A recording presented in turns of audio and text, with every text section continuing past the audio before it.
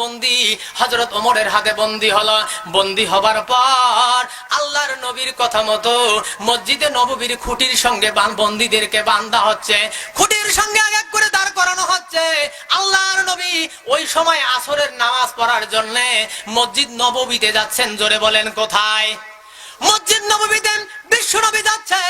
আল্লাহর নবী বললেন, ওমর রে, এই মানুষটাকে মসজিদ নববীর একবারে সামনের পিলারে বাঁধো, সামনের পিলারের সঙ্গে বাঁধো। বাঁধলেন। আল্লাহর নবী বললেন, সুমামা, ও সুমামা, তুমি এই যে এখানে আসলে কেমন আছো? সুমামা বললেন, ও মুহাম্মদ, তুমি কেমনে আমারে চিনো? তুমি কেমনে আমারে চিনো? আমি তো তোমার সামনে যাই নাই, কেমনে তুমি আমারে চিনতে পারলা? আল্লাহর নবী বললেন, সুমামা রে, যে সময় তুমি 45 মণ ওজনের পাথর আমার উপর ফেলানোর জন্য চেষ্টা চালাচ্ছিলে, ওই সময় আল্লাহর ফেরেশতা জিবরাইল আমাকে ঘুম থেকে জাগায়া তোমার চেহারা পর্যন্ত দেখায় দিয়েছে। চিৎকার মেরে বলেন সুবহানাল্লাহ। সুমামা বললেন, হুজুর, হে মুহাম্মদ সাল্লাল্লাহু আলাইহি ওয়াসাল্লাম, আমি যে গর্বিত অপরাধ করেছি, এই অপরাধের কারণে 9 জন নিরপরাধ মুসলমানকে মেরেছি। এই অপরাধের কারণে আমাকে যদি 9 বার হত্যা করা হয়, জোরে বলেন কয়বার? 9 বার যদি হত্যা করা হয়, এটা মনে হয় কম হবে না, কারণ আমি নিরপরাধ মুসলমানকে মেরে দিয়েছি। আল্লাহর নবী, বিশ্ব নবী জনাবে মুহাম্মদুর রাসূলুল্লাহ মুস্কি হাসি দিয়ে মসজিদ নববীতে চলে গেলেন। মুস্কি হাসি দিয়ে যখন মসজিদ নববীতে বিশ্ব নবী চলে গেলেন, আসরের সালাত হয়ে গেল। আল্লাহর নবী সুমামার কাছে বললেন, সুমামা, ও সুমামা, তুমি কি খাওয়া? সুমামা বললেন, হুজুর গো, আমার 3টা দিন সাদা পানি খেয়ে 3টা দিন অতিবাহিত হলো, শুধু সাদা পানি খেয়ে খেয়ে আসি ইয়া রাসূলুল্লাহ। হে মুহাম্মদ সাল্লাল্লাহু আলাইহি ওয়াসাল্লাম, অন্য কোনো খাবার আমার পেটের মধ্যে ঢোকে নাই। আল্লাহর নবী চলে গেলেন ওখান থেকে, হুজরার মধ্যে প্রবেশ করলেন।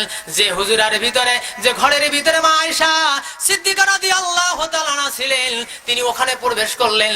গিয়ে বললেন, ও খাদিজা, কোনো খাবার আছে নাকি, একটু দাও। হযরত আয়েশা কে বললেন, ও আয়েশা, কোনো খাবার আছে নাকি, একটু দাও।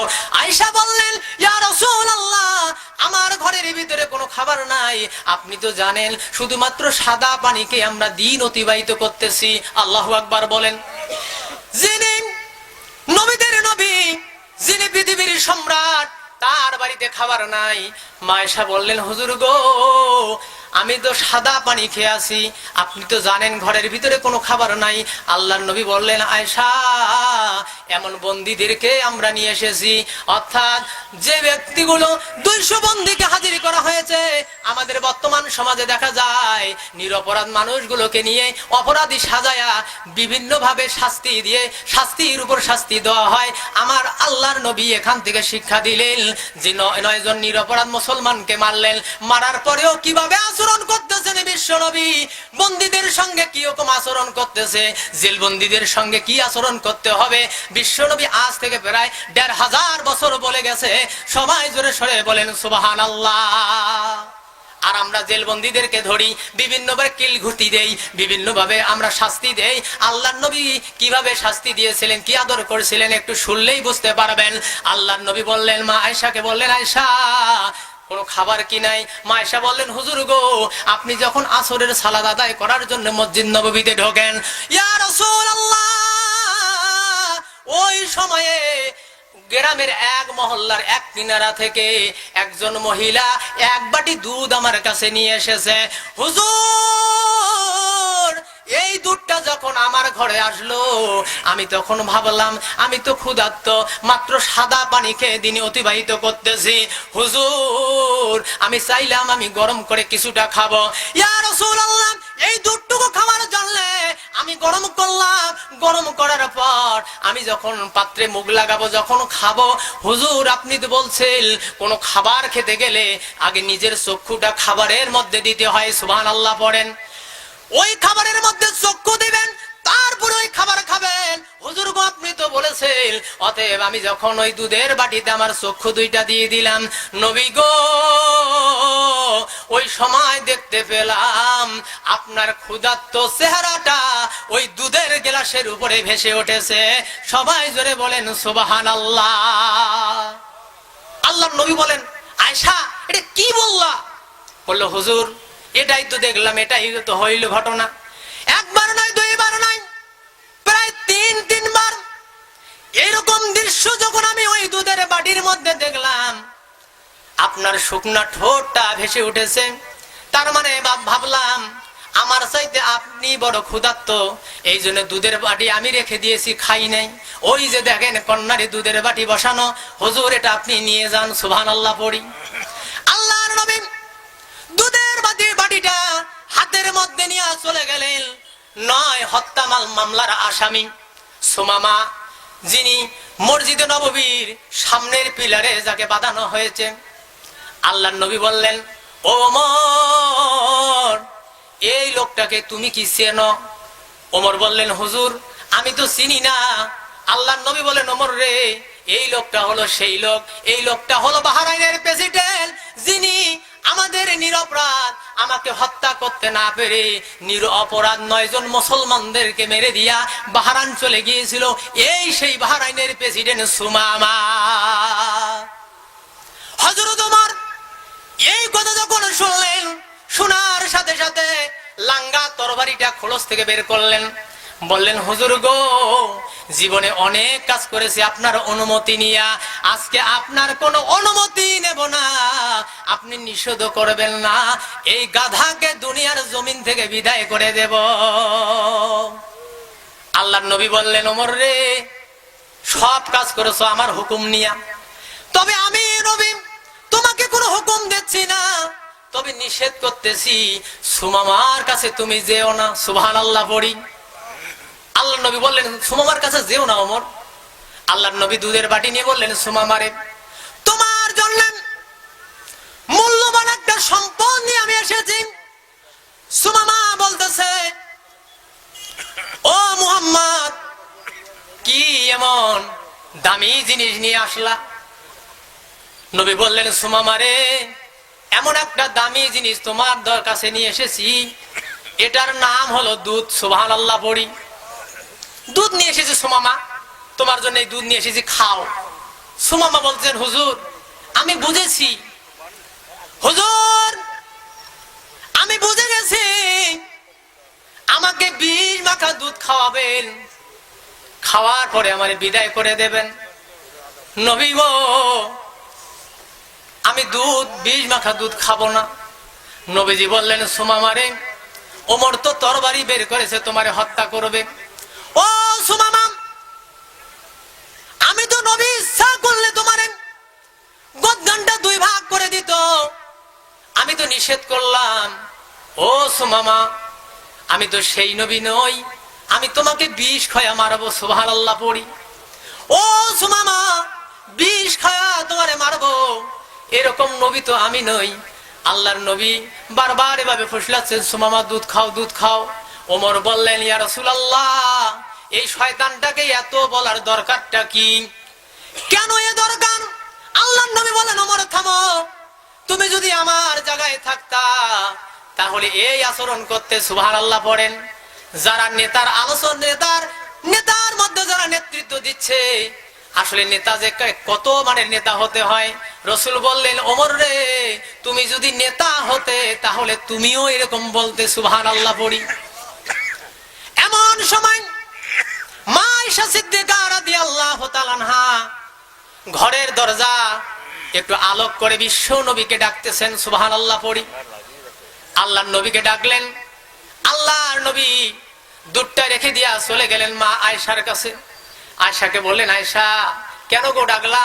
আয়েশা বললেন, হুজুর এই যে 2টা খেজুর একজন দিয়ে গেল, আপনি বন্দীদের মধ্যে বন্টন করে দিয়ে দেন। সুবহানাল্লাহ। আর আমাদের আচরণ কি? খালি খাওয়ার ধান্দা। হায় রে গরিবের হক মেরে দিয়া আজকে যারা বিদেশে পাড়ি জমিয়েছে, তারা যদি হাজিও হয়, তাদের জীবন অনুপাতে যদি তারা প্রত্যেক বছর হজ করে, আজকের এই পাঁচপীর ডাঙ্গা পাড়ায় আমি বলে গেলাম, কিয়ামতের ময়দানে যতগুলা নেকি তারা কামাই করেছে, কিয়ামতের ময়দানে প্রত্যেকটা নেকি বিলিয়ে দিয়ে আসতে হবে। পরক্ষণে বিশ্ব নবী বলেছেন, জাহান্নামের টিকিট নিয়ে জাহান্নামে যেতে হবে। বুখারী মুসলিমের হাদিস। আল্লাহর নবী একদিন সাহাবীদেরকে বললেন, সাহাবীরা তোরা বলো তো সবচেয়ে গরিব লোক কারা? সাহাবীরা বললেন, হুজুর যার ঘর নাই, বাড়ি নাই, টাকা নাই, পয়সা নাই, থাকার কোনো জায়গা নাই, এই মানুষগুলার তো গরিব মানুষ। রাসূল বললেন, না, গরিব হলো তারা যারা মানুষের হক মেরে খায়। আমাদের দেশে এরকম ভদ্রলোক আছে না নাই? আরো একবার জোরে বলেন, আছে না নাই? এই ভদ্রলোকরা চায় না সমাজে আল্লাহর দ্বীন প্রতিষ্ঠিত হোক, ঠিক না বেঠিক? ওই যে বলছিলাম 4 দল, মনে আছে তো আপনাদের? কয়টা দল বলছি? 2 দল বলছি। 1 নম্বর চোর। কি? আরো জোরে, চোর। সমাজে যত চোর আছে, হতে পারে মুরগি চোর, হতে পারে গম চোর, হতে পারে গরু চোর, হতে পারে জাতির সম্পদ চোর, এই চোরেরা চায় আল্লাহর সমাজ যদি কায়েম হয়ে যায় তাহলে ধরবে আর হাত কাটবে, ধরবে আর হাত কাটবে। পেলাম কোথায়? আল্লাহ দলিল দিচ্ছেন, আল্লাহ রাব্বুল আলামিন বলছেন সূরা মায়দা আয়াত নম্বর 38। কত? আরো জোরে বলেন, কত? বাসায় গিয়ে দেখবেন, আয়াত হলো সূরা মায়দা আয়াত নম্বর 38। ওয়াসারিকু ওয়াসারিকাত, চোর চুন্নি ধরা বলে হাত কাটো, হুকুম কার? আরো জোরে বলেন, কার? 2 নম্বর হলো সন্ত্রাস। কি? সন্ত্রাস। এরা যদি ধরা খায়, তাহলে এরা যদি দেশে থাকতে চায়, তাদের এদের উপরে আইন হলো, আল্লাহ যে আইন করছেন, এদের শুলে চড়িয়ে হত্যা করো। কি করো? হত্যা করো। আর যদি তারা দেশে থাকতে চায়, তাহলে ডান পা বাম হাত গোড়া থেকে কেটে দাও। হুকুম ধরে বলেন তো কার? সমস্ত সন্ত্রাস যারা করে বেড়ায়, এরা চায় আল্লাহর এই জমিনে যেন কোরআন প্রতিষ্ঠিত না হয়। এই জন্য সন্ত্রাসী যারা সন্ত্রাস করে বেড়ায়, এরা কোরআনের বিদ্যাচরণ করে। কথা বলেন ঠিক না বেঠিক? 3 নম্বর দলটার নাম বলবো। 3 নম্বর দলটার নাম হলো খোর। কি? আরো জোরে বলেন, আর সবাই শুনুক। খোর হতে পারে মদখোর, হতে পারে ইয়াবাখোর, হতে পারে গাঞ্জাখোর, হতে পারে বাবাখোর, হতে পারে হিরোইনখোর, হতে পারে গুলখোর, হতে পারে বিড়িখোর। এই খোরেরা চায় আল্লাহর কোরআন যেন এই সমাজে প্রতিষ্ঠিত না হয়। এই জন্য এই খোরেরা আল্লাহর এই কোরআনের বিদ্যাচরণ করে। কথা বলেন ঠিক না বেঠি? আল্লাহ রাব্বুল আলামিন বলছেন, ইন্নামাল খামরু ওয়াল মাইসিরু ওয়াল আনসাবু ওয়াল আযলামু রিসসুম মিন আমালিশ শায়াতান। আল্লাহু আকবার। আল্লাহ বললেন, মদ খাওয়া, জুয়া খেলা, মূর্তি বানানো, বাপের মূর্তি, দাদার মূর্তি। আমার ঢাকা সিটিতে আমি আমার এই বয়সে প্রায় 12 বার গেলাম। কয়বার? 12 বার। আমি ঢাকা সিটিতে দেখেছি মোড়ে মোড়ে মূর্তি। আচ্ছা, 1 হাতা, 2 হাতা, 5 হাতা, 10 হাতা, 15 হাতা, 25 হাতা। আমার বাড়ি তো পূর্ব হাসিমপুর। এই যে পাখারাটের পূর্ব পাশে একটা কি কালী মন্দির, একবার শুনলাম 13 হাতা না 14 হাতা। আরে হিন্দুরা কয় হাতা বানায় বানাক, কিন্তু দেখা যায় মুসলমানের বেটাও 5 হাতা, 2 হাতা, 1 হাতা বানায় কি বানায় না। আল্লাহ বলছেন, মদ খাওয়া, জুয়া খেলা, মূর্তি বানা, লটারি খেলা, এই কাজগুলো হলো শয়তানের কাজ। কার কাজ? আরো জোরে বলেন, কার কাজ? হয়তো বলবেন, হুজুর মনে বানিয়ে বললেন নাকি? সূরা মায়দা আয়াত নম্বর 90। কয়? সূরা মায়দা আয়াত নম্বর 90। বাড়িতে গিয়ে দেখবেন, কোরআন খুলে আল্লাহ বলছেন, এই কাজগুলো যারা করে তারা শয়তান, অর্থাৎ তারা শয়তানি কর্মকাণ্ড করে। এই লোকগুলোই হলো শয়তান। নাউজুবিল্লাহ পড়েন। অর্থাৎ এই লোকগুলো চায় কোরআনের সমাজ প্রতিষ্ঠিত না হোক। 4 নম্বর দল হলাম জেনাখোর। কি খোর? জেনাখোর। তারা চায় না যদি কোরআনের সমাজ কায়েম হয়ে যায়, তাহলে তাদের 35 নাইট হবে না, তাদের আনন্দ হবে না, নাচানাচি করা হবে না, নেককার অনুষ্ঠান করা হবে না।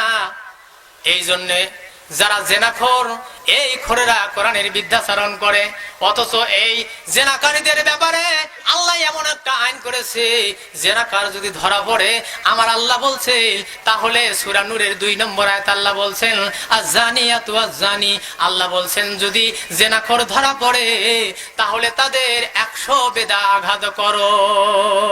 কয় আঘাত? 100 বেদাঘাত করো।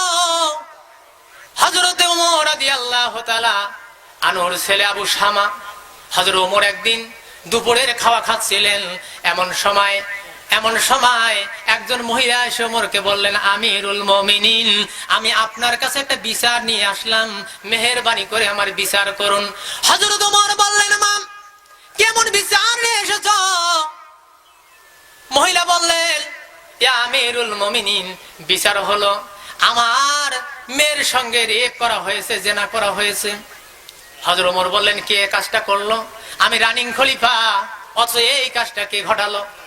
মহিলা বললেন, ইয়া আমিরুল মুমিনিন, দেশের কোন জনগণ করে নাই, বরং আপনার সন্তান আবু শামা এই কাজটা করেছে। চৌকিদারের বেটাও যদি এই কাজ করে তাদের সামনে যাওয়া যায় না। আমার ভাইরাম, এই কোরআনের কথা, এই হক কথাগুলো বলার অপরাধে আমাকে জেলখানায় যেতে হয়েছিল। শুধু জেলখানায় নিয়ে আমার ক্ষান্ত করে নাই, আমাকে আমার দাড়ি পর্যন্ত ক্রিম সেভ করে দেওয়া হয়েছিল। আপনারা সবাই জানেন, এই যে আমাদের খানসামা থানায় একজন ভবানী নামে দারগা ছিল, চেনেন তো? আপনার নাম শুনছেন? এই ভবানী বেটা 5,000 টাকার লোভে পড়ে, এই যে হক কথা বলি, আগামী আওয়ামী লীগের কীর্তি সন্তান আজকে নেককার সন্তানে পরিণত হয়েছে, বাড়িতে থাকার ঠাঁই নাই। আমার ভাইরা, আমাকে বলা হয়েছে আমার বাড়িতে আমি নাকি বোম বানাই। ভবানীকে বলা হয়েছিল যে উনি হুজুর বোম বানায়, কামিল পরে ওয়াজ করে বেড়ায়, ইমামতি করে। এই ভবানী বেটা তদন্ত না করে বাড়ি থেকে নিয়ে আসলো। পরে 7টা মাহফিল ছিল, করতে পারি নাই। বাড়িতে বলে গেলাম সবাইকে বলবেন হুজুরকে ধরে নিয়ে গেছে। পরে বছর গিয়ে ওই সভাগুলো আমি করছি। আমি ওই বেটাকে বলছিলাম, ভবানীদার আমাকে বলছে, ওই তোর নেতাকে, আমাকে বলছে, ওই তোর নেতাকে? বলে আমার নেতা বিশ্ব নবী মুহাম্মদুর রাসূলুল্লাহ সাল্লাল্লাহু আলাইহি সাল্লাম। উনি আরেকজনকে বলছে, এ কয় কি? আমাদের পাশে আতাউর মৌলানা আমার ওস্তাদ, আমি যখন মাদারডাঙ্গা শেলফি ফাজিল মাদ্রাসায় লেখাপড়া করি, আমাকে বলছে, ওই তোর নেতা আতাউর মৌলানা নয়? বলছে উনি আমার ওস্তাদ, উনি আমার ওস্তাদ। তখন আমাকে বলা হলো যে আপনি একটা কাজ করেন, 35,000 টাকা দেন। বলছে আমি চোর না ডাকাত, আপনাকে 35,000 টাকা দেবো মানে? আমি চাইরে না দেবো না, আমি কোরআনের ওই হক কথা বলার অপরাধে যদি আমাকে ফাঁসিও দেওয়া হয় আমি মরতে রাজি আছি। জেলখানায় প্রায় 5 দিন পরে বের হয়েছি।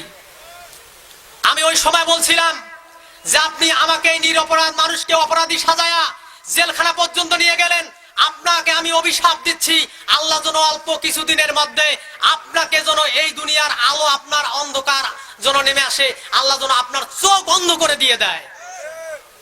3 মাসে 3 বছরের মাথায় এই নেককারজনক ব্যক্তির মৃত্যু হয়েছে। অতএব দেখেন, আল্লাহ একজন আছে। অতএব আমাদেরকে আল্লাহর কাছে সব অভিযোগ দিতে হবে। যিনি আমাদের বিচার করবেন তিনি কে?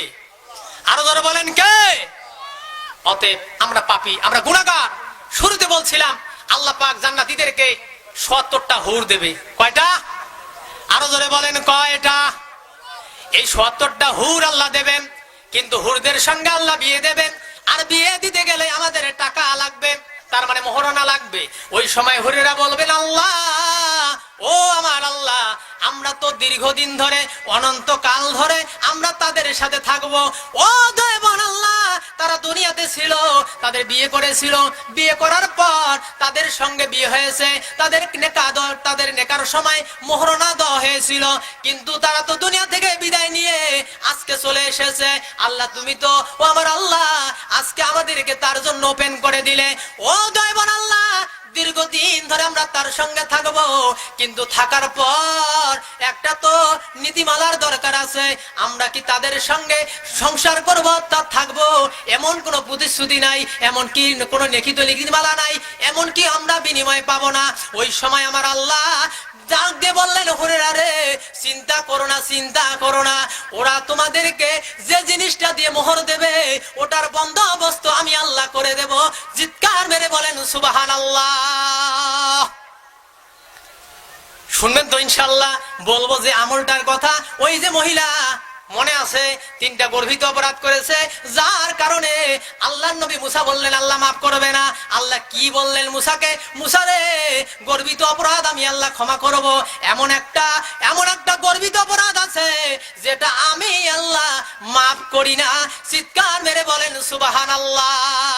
অতএব আমি বলবো, যদি আমার শ্রদ্ধেয় বড় ভাই মাওলানা আলমগীর হোসেন বিপ্লবী ভাই তিনি যেহেতু এসেছেন, আমি তাকে রেখে কিছু কালেকশন করতে যাচ্ছি।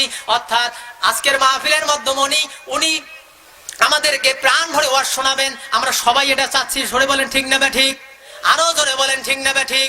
আর ওই যে বাহরাইনের প্রেসিডেন্ট সুমামার কি হলো, এটা কি আপনারা শুনতে চান? আরো জোরে বলেন শুনতে চান? আল্লাহর নবী বিশ্ব নবী জনাবি মুহাম্মদুর রাসূলুল্লাহ সাল্লাল্লাহু আলাইহি সাল্লাম যখন ওই বন্দীদের সামনে খেজুর নিয়ে আসলেন, বন্দীদেরকে ভাগ করে দেওয়া শুরু করলেন।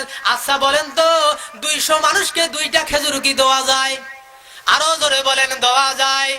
আল্লাহর নবী 2টা খেজুর হাতে নিয়ে বন্দীদেরকে কিভাবে দিলেন, আল্লাহর নবী কিভাবে বন্টন করলেন দুধ। আল্লাহর নবী সুমামাকে বারবার বলতেছেন, সুমামা রে, ও সুমামা, আমি নবী তোমাকে বলছি, আমি নবী কোনোদিন মিথ্যা কথা বলি না, আমি নবী কোনোদিন মিথ্যা কথা বলি না। ও সুমামা, এই দুধের মধ্যে কোনো ভেজাল নাই, এই দুধের মধ্যে কোনো বিষ নাই, ও সুমামা তুমি খাও। হযরত সুমামা ওই সময় বিশ্ব নবীকে বললেন, হুজুর গো, এই অবস্থায় আমি তো এখন মুনাফিক, আমি তো এখন ইহুদি, নবী গো, আমি যদি ইসলাম গ্রহণ করে নেই, আমি যে কলেমা তাইবা পড়ে নেই, নবী গো, আমার জন্য কি সুসংবাদ। আল্লাহর নবী বলেন, সুমামা রে, আগে দুধ খাও। আল্লাহর নবী দুধ খাওয়ালেন। দুধ যখন পেটের ভিতরে চলে গেল, সুমামা বললেন, হুজুর গো, আবু জেহেল আমারে বিভিন্ন ভাবে বুঝাইছে। আবু জেহেল বলছিল তুমি খারাপ লোক, কিন্তু ও মুহাম্মদ আমি দেখলাম তুমি ভালো লোক। সুবহানাল্লাহ পড়েন। কারণ আল্লাহর এই জমিনে আমরা যারা আলেম আছি, এক শ্রেণীর মানুষ তারা বাঁকা চোখে দেখে। আলেমরা হলো আল্লাহ রাব্বুল আলামিনের নবী মুহাম্মদ রাসূলুল্লাহ সাল্লাল্লাহু আলাইহি সাল্লামের ওয়ারিস। জোরে বলেন ঠিক না ঠিক? কিন্তু আলেমদের মধ্যে কুলঙ্গার আলেম আছে না নাই? এমন কতিপয় আলেম আছে যারা ওলামা লীগের সভাপতিও হয়, আছে না নাই? তারা চেয়ার ঠিক রাখার জন্য, চাকরি ঠেকানোর জন্য আলেম ওলামা হওয়ার পরেও তারা কি করে ওলামা লীগের সভাপতি। আস্তাগফিরুল্লাহ, নাউযুবিল্লাহ। এরকম কত আলেম আছে না নাই? দেখলাম কত সুফি আলেমের রূপে পীরের দলে ভুলে যায় হালাল হারাম হাদিয়ার অবস্থা পেলে। ঠিক না ঠিক? দেখলাম কত সুফি আলেমের রূপে পীরের দলে ভুলে যায় হালাল হারাম হাদিয়ার অবস্থা পেলেন। অর্থ নামের এই যে দানব খাচ্ছে তারা আস্ত গিলে, ক্ষমতার চেয়ার পেলে চলে তারা হেলে ডুলে, নীতি আর আদর্শকে রাখে তারা শিকায় তোলে। ঠিক না ঠিক? অতএব আসেন, আমরা যা বললাম শুনলাম, আল্লাহ যেন আমল করার তৌফিক দান করেন। সবাই বলি আল্লাহুম্মা আমিন। অতএব আসেন, আমি যাচ্ছি আজকের এই মাহফিলে, যেহেতু আজকের এই মাদ্রাসা আমাদের যে মাদ্রাসায় দান করলে পরে আল্লাহ রাব্বুল আলামিন আমাদেরকে পরকালে আমার আল্লাহ ধরিয়ে দেবেন। হাদিসে এসেছে কিয়ামতের ময়দানে আল্লাহ রাব্বুল আলামিন গোলামকে ডাকবেন, গোলাম এদিকে আয়। আসবে গোলাম, আসা পরে বলবেন, এ গোলাম দেখ, এই যে তোর এইগুলো আমলনামা, এই যে দেখ। আল্লাহর বান্দা বলবেন, আল্লাহ এই যে 1 টাকা দিলাম, এই টাকার কারণে আমি যে 1 টাকা দিয়েছি, এত বড় দান তো করি নাই। আল্লাহ বলবেন, গোলাম দেখ, শোন, তুই যে 1 টাকা দিয়েছিস, আমি আল্লাহ তাআলা লালন পালন করে ওই পালকে আমি আল্লাহ তাআলা উহুদ পাহাড় পরিমাণ করে তুলেছি। সুবহানাল্লাহ পড়েন। আজকে 1 টাকা, 2 টাকা, 5 টাকা, 10 টাকা, 5,000, 10,000, 15,000, 20,000, 50,000 যে যত পারবেন মেহেরবানি করে আজকের এই কোরআনের বাগানে, আজকের এই মাদ্রাসায় আপনার মুক্ত হস্তে দান করে যাবেন। যেই দানের কারণে আমাদের আমল কম, এই পুঁজি কম, কিয়ামতের ময়দানে এইটাই যেন আমাদের নাজাতের ওসিলা হয়। সবাই বলেন আল্লাহুম্মা আমিন। আর একবার জোরে বলে আল্লাহুম্মা আমিন। অতএব আমাদের প্রধান অতিথি থেকে শুরু করি নাকি? উনি ব্যস্ত মানুষ, আর ওনার এলাকায় কিন্তু আমি ইমামতি করি। তো আমার খুব প্রিয় মানুষ